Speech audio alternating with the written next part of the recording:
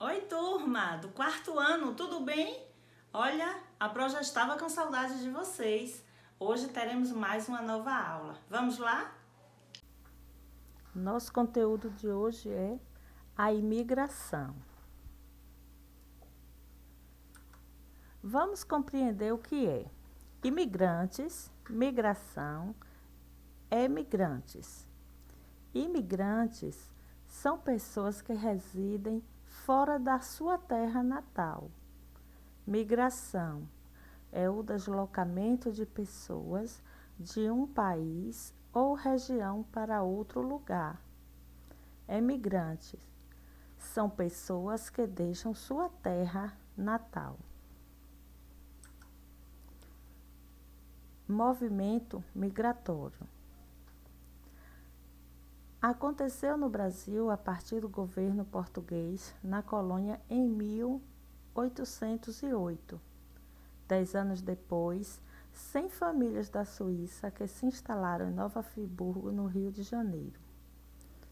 O objetivo do governador era povoar o Brasil, que ainda não era totalmente explorado na região sul. Foi permitida a concessão de terra para estrangeiros que desejassem se instalar no país. O governo precisava de pessoas para trabalhar nas lavouras. Então, pessoas de muitas nacionalidades migraram para o Brasil, como os italianos e portugueses. Contudo, o próprio imperador tratou de incentivar a imigração europeia, promovendo promessas de trabalho, terras e oportunidades de enriquecimento, pois a escravidão não duraria para sempre.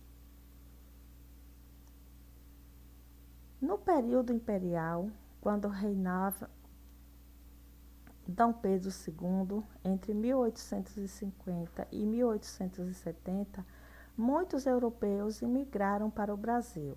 Chegaram os alemães, suíços e belgas.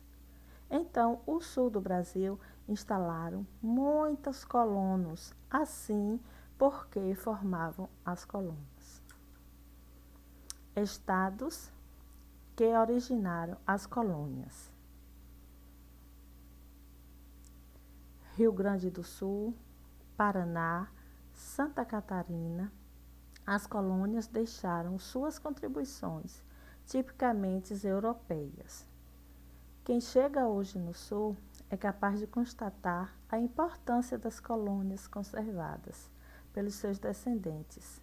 Graças à ação dos imigrantes, o Brasil tornou-se não só um produtor de café, mas de muitos outros produtos agrários, como uva, cacau, frutas tropicais de várias espécies, verduras e flores.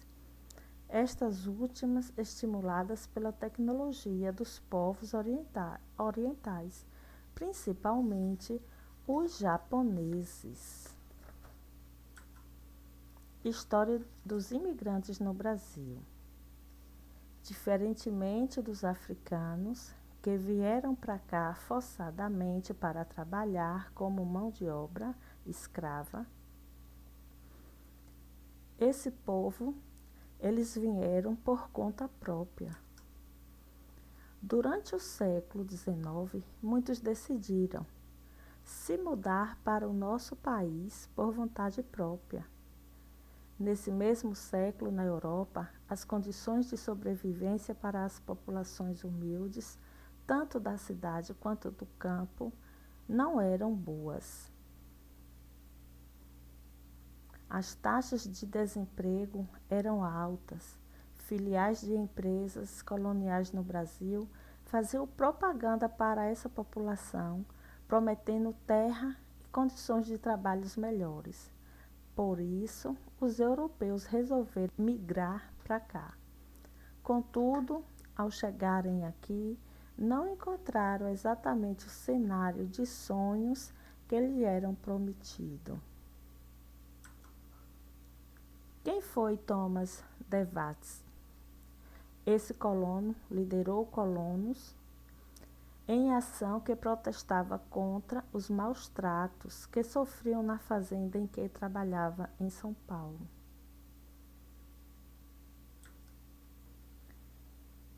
A polícia abafou o movimento e o governo brasileiro deportou Davutaz para a Alemanha. Isso porque os fazendeiros e empresários brasileiros do século XIX ainda tinham o costume de usar escravos como empregados e não davam condições de trabalho e trato.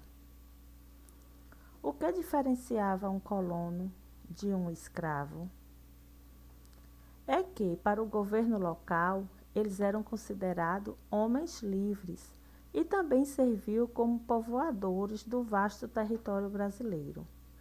Para isso, o governo lhes dava terra para cultivar e habitar. Entretanto, poucos colonos que prosperavam como donos da terra, pois os senhores locais não pretendiam deixar que os imigrantes conquistassem muitos lotes. Eles queriam tudo para si, as terras, e eles queriam cultivar sem concorrência. Muitos dos imigrantes que chegavam ao Brasil fugiam para os centros urbanos assim que podiam, pois se recusavam a se sujeitar ao tratamento horrível dados pelos senhores da terra. Apesar do crescimento das cidades, da modernização, da infraestrutura, dos maiores centros e dos surgimentos importantes, muitos imigrantes engrossaram os números da população humildes, dividindo os mesmos espaços habitacionais e mercado de trabalho, como ex-escravos e mulatos. Chegando nas cidades, eles não encontravam uma situação melhor do que a do campo. Obras públicas, a grande maioria da população humilde continuava vivendo em moradia simples, com pouco conforto e pouca acessibilidade. Classe operária brasileira. Os operários foram encontrando maneiras de se organizar para defender seus interesses. Começaram a formar sindicatos e a se juntar para lutar por direitos, fazendo greves que exigiam melhores condições e diminuição nas horas de trabalho, que naquele tempo podiam facilmente passar das 12 horas diárias de trabalho. Nesse tempo, greves de qualquer tipo não era permitido no Brasil. Com frequência, os líderes desses movimentos eram presos e, caso fossem colonos estrangeiros, eles eram deportados para o seu país de origem, sob o pretexto de serem considerados péssimos exemplos para os demais trabalhadores. E por hoje é só. Espero que tenha contribuído para o aprendizado de vocês. Aguardo vocês com as atividades respondidas e material devido em mãos. Beijo, até lá!